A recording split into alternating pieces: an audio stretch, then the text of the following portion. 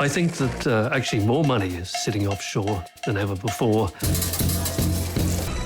굳이 뭐 혼자 다 할 필요는 없어.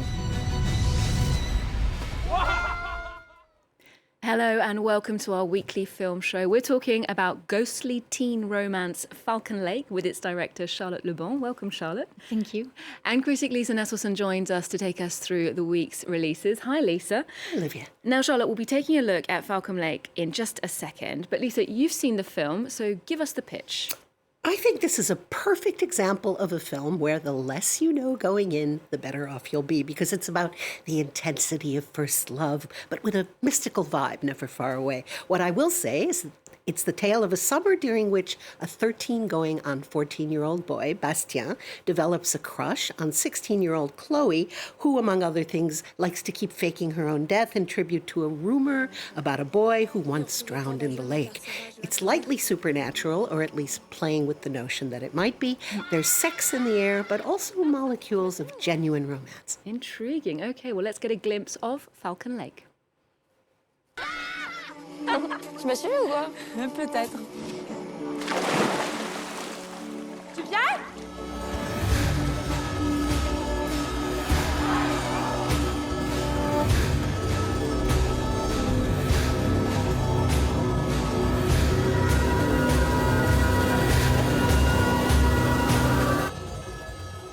Je pensais ça m'a faire peur. C'est de me sentir seule toute ma vie. T'es pas seule là. Il y aura toujours ton fantôme. Charlotte, this is your first feature-length film as a director, since you're a very successful actor already. I heard that you wrote the character of Chloe as one that you'd like to have played at that age because you had a hard time with all the cliches about femininity that were around. What did you want to put into her character specifically? I wanted her to be complex. I feel like I've been given roles sometimes that were only one color, and it was difficult to show something else. And I wanted her to be acid but sweet. I wanted her to be sexy but innocent at the same time. If I didn't want her to be seductive, I wanted her to kind of like ignore her beauty and to have a type of virility that I really like in women sometimes when they're really balanced between the two energies. Yeah, I just wanted to avoid all the cliches that made me suffer as an actress. As well as a filmmaker, an actress, and a model, you're also an illustrator. And I believe this is the adaptation of a graphic novel, but you added the ghostly component for the screen. Tell us about that. I think it took me a while actually because the first versions of the script were more loyal to the graphic novel, and for some reason we couldn't raise money. And at some point I just started to ask myself some questions like, what do I have to tell? How can I make this different? Because there have been so many movies about, coming of age stories. And then I just started to add stuff that I like in cinema, which are genre movies and ghost movies and horror movies. But it's not, but I really wanted to add something that would give more density to the story. And I think the ghost legend is also a kind of a reflection of what's going on inside of Bastien at that moment, because he's falling in love for the first time. And it's exciting, but it's terrifying at the same time. I was thinking from Lauren Bacall to Faye Dunaway to Monica Bellucci. Quite a few models have turned out to be gifted actresses. You worked as a model for 7 or 8 years, I think. Did anything about working with photographers specifically help prepare you to direct a movie? Not at all. No, it was really my studies in visual arts that really helped me build my creative world.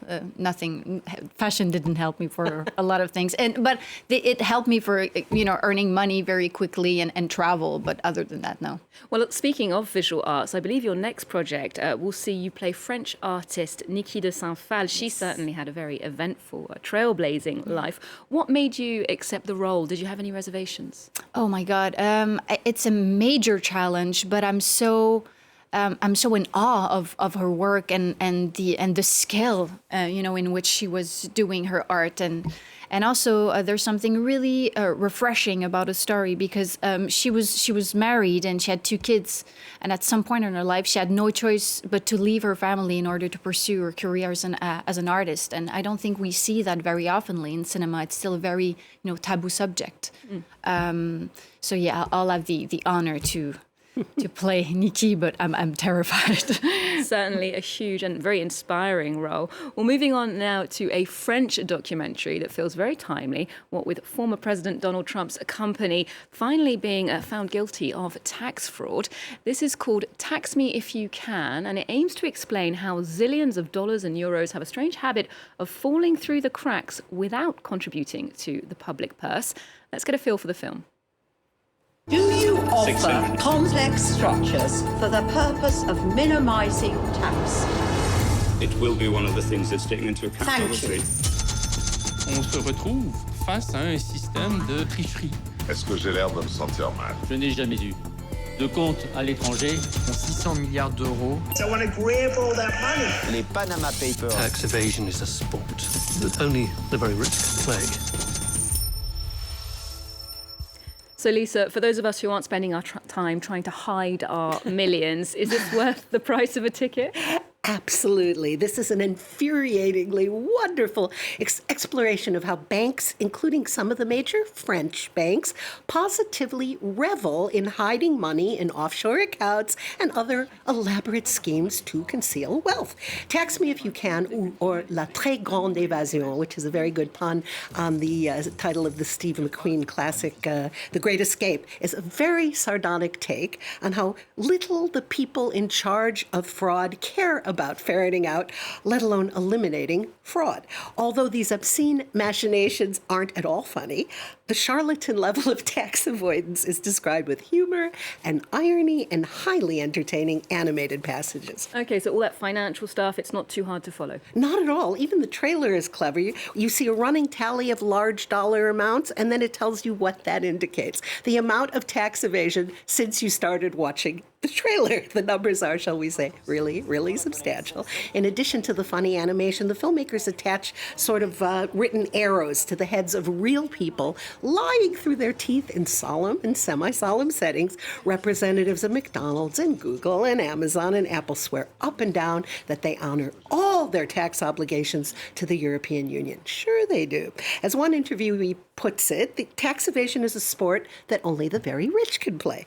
I learned that Grenada is apparently a very flexible place to have an offshore account, or dozens of them. So if you ever notice that I'm not coming in to do Encore anymore, that's probably where you'll find it. Well, the taxman should take note then if he's watching. Well, finally, we're looking at a movie that begins with a baby box, a slot in a church where unwanted newborns can be left anonymously. Broker takes place in Korea with a Korean cast, but it was made by Japanese director Hirokazu Koreeda.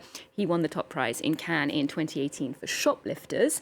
How does this film compare? Well, Koreeda is a shining example of a truly international film director.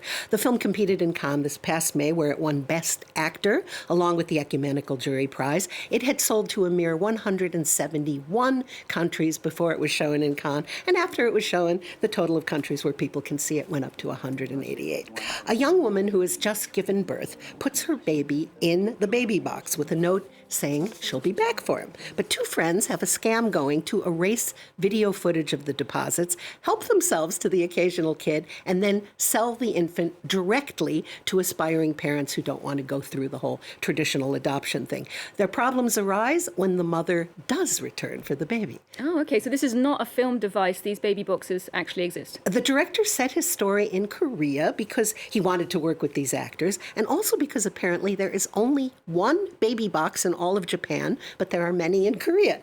If that main actor, Song Kang-ho, seems familiar, he was front and center in Parasite, and the New York Times ranked him the number 6 on their list of the 25 greatest actors of the 21st century. Not only is this an involving and well-acted tale, it's a mix of a police stakeout and road movie as 2 female detectives try to catch the brokers red-handed selling the kid, but it couldn't be more pertinent in light of the recent repeal of Roe versus Wade by the U.S. Supreme Court. Indeed, it is an echo of our time. And Koreeda is someone who, a Japanese director, but he's worked here in Korea, he's worked with French actors as well. Charlotte, is that something that you would consider doing, working in another language? Oh yeah, definitely. That would definitely be a challenge. I would be up for it. But if the role is interesting, well, yeah, why not? You wouldn't find a kind of a barrier between you and your cast, or?